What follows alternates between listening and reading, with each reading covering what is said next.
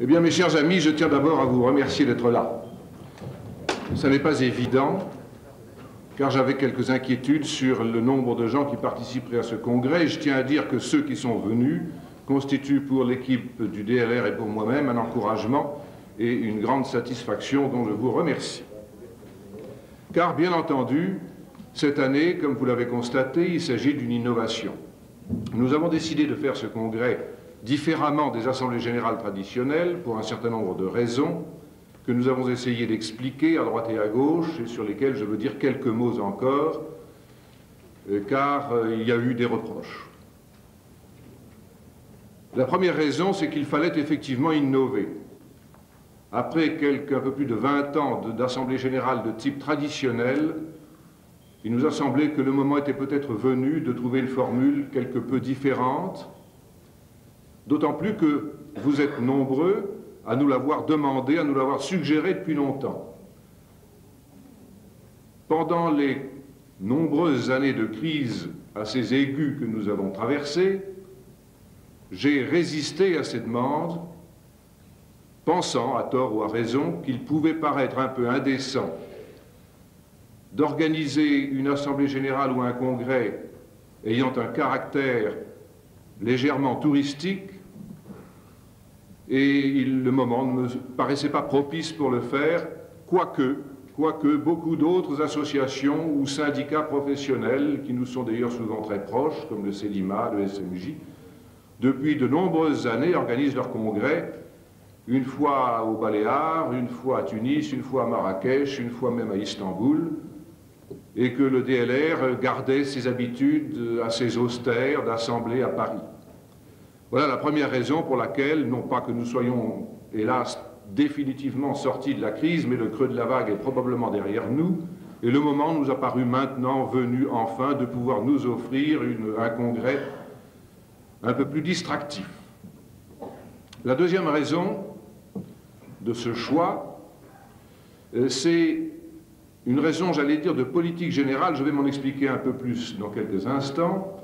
Ce congrès se situe dans une intention croissante que nous avons de nous rapprocher, de mieux nous connaître, ce qui est évidemment plus facile dans un congrès qui dure 2 ou 3 jours que dans une assemblée d'une journée. Et la troisième raison, c'est que le DLR, et vous le savez car je l'ai souvent dit, cherche à asseoir davantage chaque année sa notoriété, non pas par vanité, non pas par coquetterie, mais par politique. Un syndicat professionnel ne peut être efficace que s'il a une certaine notoriété, que s'il a une certaine réputation, que s'il fait un peu de bruit autour de lui, et nous avons voulu, à travers ce congrès, créer un certain événement. Avant même que le congrès soit vraiment déroulé et par conséquent achevé, je peux vous dire que l'événement a été créé et que dans pas mal de cercles qui nous sont extérieurs, ce congrès a fait parler de lui et ceci est déjà un succès. Nous avons besoin d'être entendus et de faire un certain marketing syndical. Et pourtant, je peux vous dire que l'organisation, la conception d'abord, et l'organisation ensuite de ce congrès n'ont pas été très aisées. On s'est donné beaucoup de mal. Et si je le dis, ce n'est pas pour que vous nous remerciez de l'effort qu'on a fait, mais c'est pour que vous mesuriez l'importance de la chose et surtout pour répondre à quelques critiques auxquelles nous n'avons malheureusement pas échappé. Ça a été un très gros travail parce que d'abord, il fallait prendre la décision qui était un risque. Nous l'avons prise après l'avis du comité directeur. Ensuite, il fallait choisir le lieu, l'endroit, la durée, la formule, et que tout ceci a donné lieu à pas mal de débats, de réflexions. On s'est souvent pris la tête entre les mains pour savoir ce qu'il fallait faire et comment il fallait le faire. Nous avions même pensé à faire un congrès à l'étranger, et puis nous en avons été dissuadés notamment par nos constructeurs qui souhaitaient que ça se passe en France, si nous voulions qu'ils y assistent, comme bien sûr nous le voulons chaque fois. Il fallait savoir combien de temps ça durait, il fallait choisir la date pour que ça ne tombe pas au moment de Pâques, au moment des vacances de février. Ça tombe toujours mal, n'est-ce pas? En ce moment, il y a la foire de Hanovre. Il fallait que ce soit à une autre période que Conexpo, mais ça reste près de Conexpo, donc ça vous oblige à vous déplacer 2 fois. Ça n'est pas facile. On a essayé de faire au mieux. Il a fallu ensuite savoir en quoi consisterait ce congrès. L'Assemblée générale à laquelle nous sommes en ce moment, de caractère statutaire, ça c'est la pièce maîtresse. Il fallait également trouver comment dirais-je, des occupations qui puissent vous intéresser par petits carrefours. Il y en a donc au moins 2. Carrefour concernant la formation que M. Barrot organise cet après-midi pour ceux que ça intéresse et qui est particulièrement important en raison d'un certain nombre de projets concernant notamment le bac professionnel. Carrefour concernant les assurances, qui sont à l'ordre du jour pour différentes raisons. Et M. Bernard vous en parlera avec des spécialistes cet après-midi, toujours aussi pour ceux que ça intéresse. Et puis débat, un grand débat. Et ce grand débat, nous avons voulu le faire parce que, d'abord, au sortir, ou du moins nous espérons au sortir d'une crise, il était probablement opportun de procéder à une vaste analyse des perspectives du marché qui nous concerne, marché du matériel, bâtiment, travaux publics et manutention.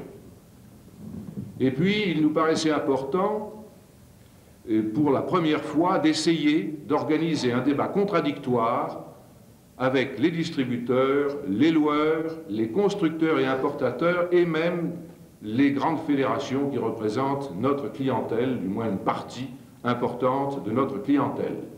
Ça, c'est la première fois, à ma connaissance, que c'est organisé en France. Il n'est pas désagréable que ce soit le DLR qui en ait pris l'initiative et qu'il ait réussi cette initiative. Car pour mettre ce débat sur pied, il fallait l'accord d'un certain nombre de gens, et de gens qui ne soient pas n'importe qui. Alors les difficultés que nous avons rencontrées, eh bien, elles sont nombreuses. Choisir l'endroit, mon Dieu, ça n'a été pas trop difficile, encore que ça n'est pas évident de trouver un hôtel ayant le nombre de chambres voulues, bien situé et répondant aux exigences d'un congrès de cette nature. Mais il fallait aussi, et parmi les difficultés que nous avons rencontrées, être certain d'avoir beaucoup de monde. Or, malheureusement, avoir beaucoup de monde, c'est toujours difficile à Paris, ça l'est peut-être davantage quand on s'éloigne de Paris, parce qu'il y a des problèmes de prix, parce qu'il y a des problèmes d'emploi du temps, de commodité, d'opportunité, etc. Et c'était un pari. Et je ne vous cache pas que nous avons été un petit peu inquiets parce que les inscriptions ont été tardives et que pendant un moment on se demandait si vraiment les choses allaient se passer comme nous le souhaitions. Aujourd'hui, je suis en grande partie rassuré, puisque vous êtes un nombre à peu près équivalent à celui de nos assemblées parisiennes, et que l'un dans l'autre, entre les différentes manifestations auxquelles vous allez assister pendant ces 48 heures, il va passer à peu près 270 personnes dans notre congrès, ce qui n'est pas ridicule du tout. Difficulté pour organiser la tribune des intervenants au débat de demain. Pour vous donner quelques exemples de ces difficultés, je vous dirais par exemple que nous voulions absolument un animateur de qualité. Alors nous nous sommes adressés à quelques vedettes de la télévision ou de la radio qui, bien entendu, se sont difficiles à toucher et pour qui le DLR était, je ne vous le cache pas, une entité parfaitement inconnue. Alors on a eu pas mal de conversations, de contacts, de chassés-croisés, ça a été tout à fait laborieux. On nous a d'abord proposé un certain nombre de gens qui n'ont pas pu. Et puis enfin, nous avons eu un jour la satisfaction d'apprendre que M. Élie Vanier, que tout le monde ne connaît pas, mais qui est une personnalité bien connue dans les milieux professionnels de la télévision, avait accepté d'animer notre débat. J'ai rencontré M. Vanier, nous avons mis au point la façon dont les choses devaient se passer, et puis patatras, nous avons appris que l'Élysée, le palais de l'Élysée, demandait que le samedi, c'est-à-dire demain, le journal de 13 heures soit diffusé dans le palais de l'Élysée, donc obligation pour Élie Vanier, qui est directeur de l'information de la deuxième chaîne, d'être présent. C'est la faute à François. Alors nous avons essayé de trouver un remplaçant. M. Vanier nous a d'abord parlé de Bernard Rapp, qui était bien sûr d'accord. Hélas, paf, M. Bernard Rapp fait les informations à Antenne 2 une semaine sur deux, c'est tombé naturellement la mauvaise semaine. Alors rassurez-vous, nous avons quand même quelqu'un, Il s'agit d'un journaliste économique d'Antenne 2 que vous connaissez en partie, je suppose, et qui s'appelle Philippe Sassier, et qui sera donc là dès ce soir, et qui est plus ou moins apprécié des dames, parce que je crois qu'il a soulevé quelquefois quelques petites critiques sur la façon dont il se présente, mais je peux vous dire, parce que je l'ai rencontré, que c'est un homme fort compétent et qui a toutes les chances de bien occuper sa place demain. En ce qui concerne les autres intervenants, nous avons eu la chance d'avoir immédiatement l'accord du président du MTPS, M. Durand, qui, comme vous le savez, est en même temps le président directeur général des grues Potin, qui est une personnalité donc importante.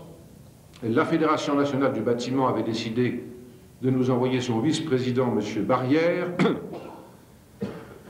Nouveau mécompte avant-hier, Madame Barrière me téléphone, mon mari est couché avec une forte grippe, 42 fièvres, etc. Bon, alors il a fallu en 48 heures remplacer M. Barrière, et ça sera M. Robin, M. Robin qui est vice-président de la Fédération nationale du bâtiment régional et président au niveau régional ici de la partie gros œuvres de la Fédération du bâtiment. Etc., etc. Je ne vais pas vous raconter tous les détails de nos préparatifs, mais c'est pour vous dire que ça a été assez laborieux. Et en ce qui concerne les adhérents, bien entendu, nous avons essayé d'organiser ça au mieux, et malheureusement, au fil des jours, nous étions inondés de coups de téléphone, de gens qui nous disaient « mais moi, je ne peux pas venir au dîner, je ne peux venir qu'au déjeuner, moi j'ai une cousine, je vais coucher chez elle, moi j'ai un avion qui ne m'arrange pas », il fallait donc résoudre des quantités de cas particuliers, ça a été extrêmement acrobatique. Enfin, finalement, nous arrivons à quelque chose qui, je crois, tient debout, et tout ceci pour vous dire à quel point je suis plein de reconnaissance pour ceux d'entre vous qui sont ici, pour vous tous qui êtes ici, et qui avez fait l'effort et la gentillesse d'être parmi nous pour nous soutenir aujourd'hui dans un événement qui est non seulement, je le répète, un événement interne pour le DLR, mais un événement externe devant avoir un certain retentissement, et il fallait pour cela au moins que les adhérents soient représentés avec un certain nombre. Il y aura un journaliste de Nice Matin, nous aurons ce soir en cocktail Madame Louise Moreau, qui est députée maire de Mandelieu. Il y a donc un certain nombre de personnalités qui viennent, les constructeurs viennent également assez nombreux. Donc, il fallait que vous soyez vous aussi assez nombreux. Merci encore.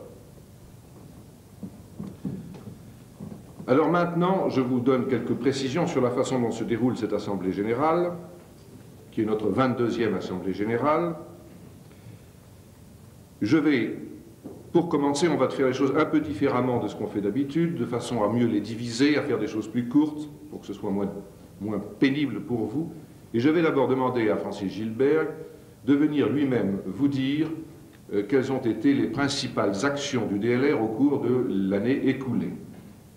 Ensuite, M. Adam, en conclusion de cet exposé de M. Gilbert, viendra vous dire comment se sont terminés les comptes du DLR au cours de cet exercice. Après cela, je vous ferai ce qu'on peut appeler pompeusement un rapport moral, qui sera axé cette fois sur la politique générale du DLR, et M. Adam reprendra la parole pour vous parler du projet de budget 1987. Donc, nous allons essayer les uns et les autres, et moi le premier, d'être le plus bref possible, et je passe tout de suite la parole à M. Gilbert.